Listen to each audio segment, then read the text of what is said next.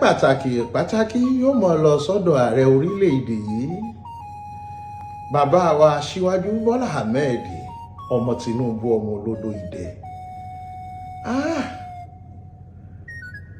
Orí ọpẹ́ wa yóò mọ̀ tún lọ sọ́dọ̀ olórí àwọn DSS, yóò mọ̀ lọ sọ́dọ̀ Chief of Army Staff, yóò sì mọ̀ lọ sọ́dọ̀ àwọn ọ̀gá wa dìísù. Gbogbo wọn pátá láwọn máa dúpẹ́ ọpẹ́ àkàtàn èèyàn tí ò dúpẹ́ mẹ́fà ó gbégi dínà ìgbèje. Yorùbá ní yiniyini kẹ́ni lè ṣe mí. Ọpẹ́ wa yóò ní ṣaláìmọ́ lọ sọ́dọ̀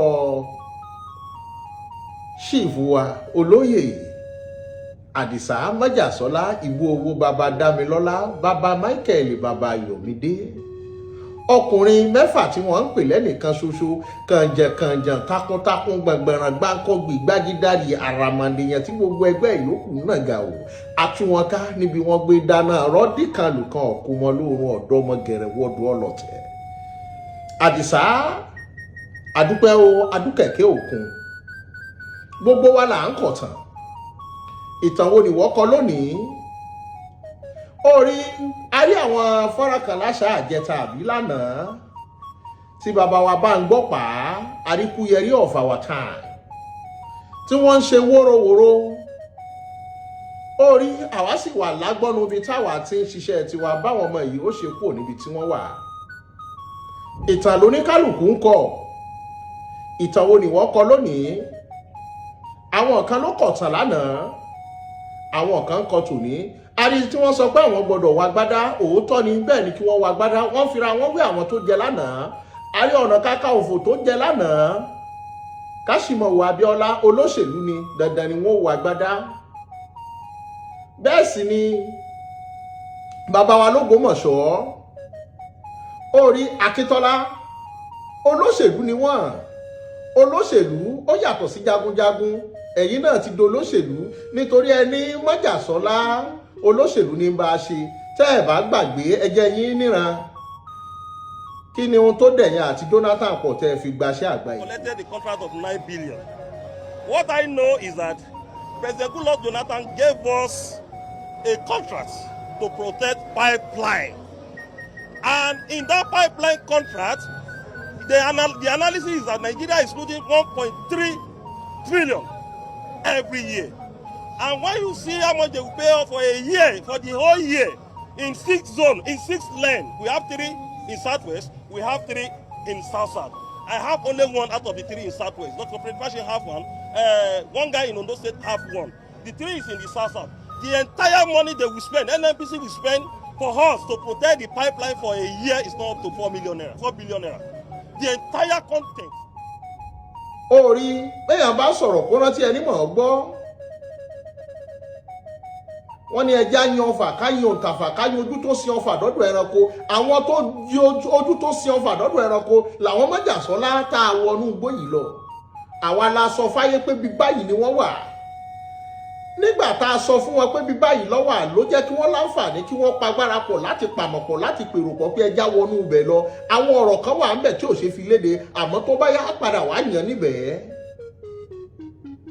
Wọ́n ń pè ọ́ dèdèrìn, oníṣùgọ́mù ló ń jẹ́, àti sùn ẹ̀gbẹ̀ àti dèdèrìn ọmọ ìyá àgọ̀ kan náà ni gbogbo wọn. Ọ̀bọ̀lájídò ni bàbá tó bí wọn lọ́mọ.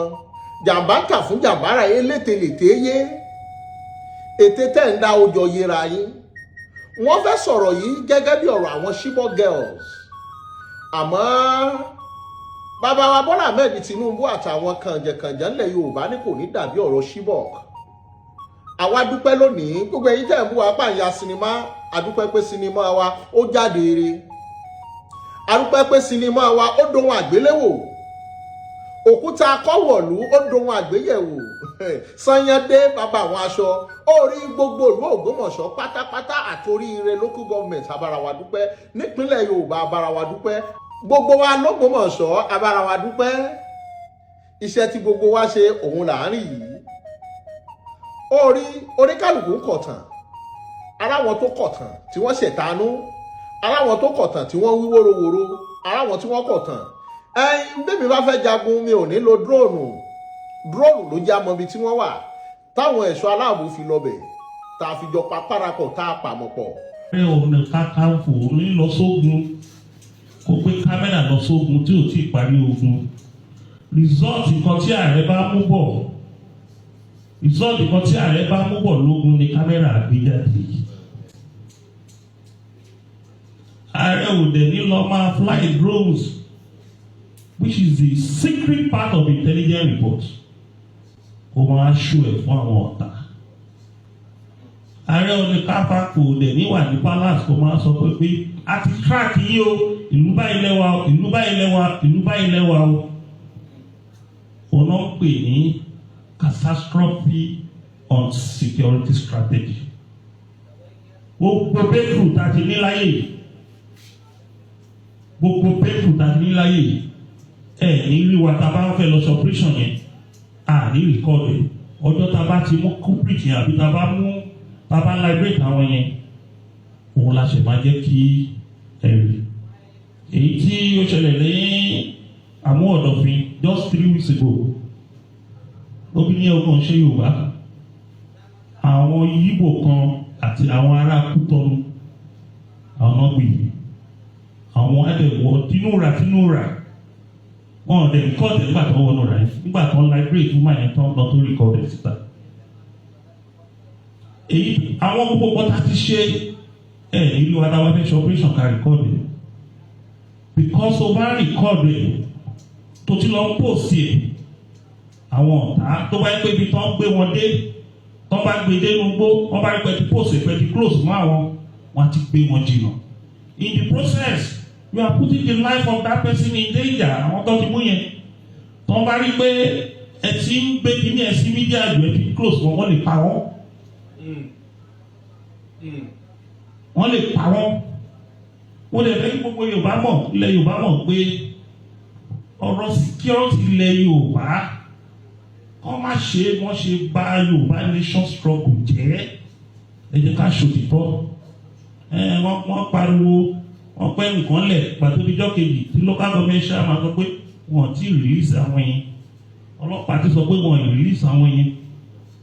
àwọn tẹ́ ẹ sọ pé wọ́n ti release ní 2 weeks ago òun ọlọ́pàá ṣẹ̀ wá sọ pé àwọn làwọn release wọn o ibodò ṣáájú ẹ̀wọ̀n ní kíkọ́ ṣe dáadọ́ ṣáájú wà tó yẹ jìnnà síbò tó ibodò ṣáájú làwọn ti lọ dislodge àwọn terrorists yẹn táwọn fi gbà wọ́n jáde.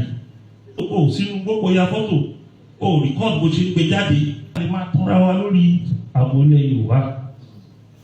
nǹkan tẹ́lẹ̀ ò dẹ̀ fi ń tọ́ra mi jẹ ni pé èyí bá lè ṣe díẹ̀díẹ̀ máa ṣe bọ̀ tá a bá fẹ́ ṣe iṣẹ́ tá a bá fẹ́ kó tọ́ ni pé kí gbogbo àwọn ẹgbẹ́ tó wà lábẹ́ wa ká ṣiṣẹ́ pẹ̀lú ìjọba ó ní collaboration.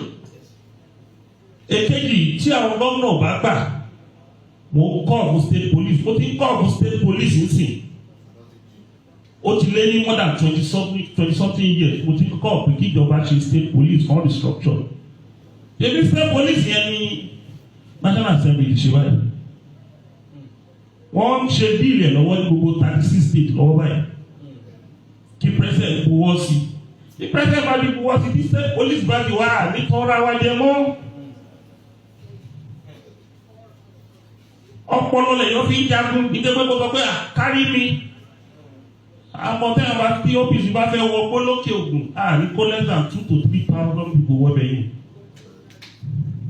olórí ogun bá fẹ́ jagun mo gbọ́dọ̀ àgbì pẹ̀lú kábíyèsí aláàbí mo gbọ́dọ̀ bá ọba Ọọ̀ni of Ifẹ̀ sọ̀rọ̀ mo gbọ́dọ̀ bá àwọn aláṣẹ sọ̀rọ̀ kí tó wọ́n dà ọmọ ogun ilẹ̀ Yorùbá la pè é.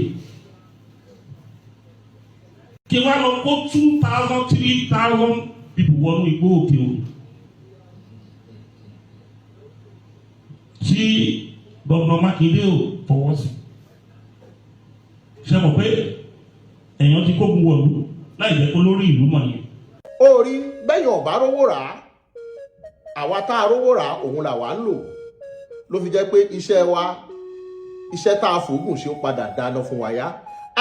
adúkẹ̀kẹ́ òkun a mọ̀ kí gbogbo wa pátá porogodo adúpẹ́ lọ́wọ́ gbogbo àwọn ìjìgbàrà lẹ̀kẹ̀ tí ò jẹ́ kẹ́wò bọ́ a sì dúpẹ́ lọ́wọ́ gbogbo ọmọ Yorùbá pátápátá porogodo orí a ó padà wá yẹn níbẹ̀ àmọ́ mò ń fẹlẹ́ yìí dúpẹ́ lọ́wọ́ ààrẹ Bọ́lá Ahmed ọmọ Tinubu ọmọ olódò ìdẹ adúpẹ́ o adúpẹ́ a sì kẹ́yìn ẹlẹ́gàn náà bínúbínú ẹ kọ̀ntínú ẹ máa bínú ẹ máa pẹ̀gànpẹ̀gàn ẹ múra ẹ máa pẹ̀gàn náà lọ jàǹbá tà fún jàǹbára elételèté yé ètè tẹ́ ń dá ẹ̀yìn náà lẹ́ padà foríko àkànbí mo wé yìí náà fún gbogbo àwọn onílàákà ìtójọ́jọ̀gbọ́n yóò ti yé wọn ó dàbọ̀ sà ó dàbọ̀ mà ó dàbọ̀ yẹn ẹ̀gbọ́n ó dàbọ̀ yẹn àbúrò.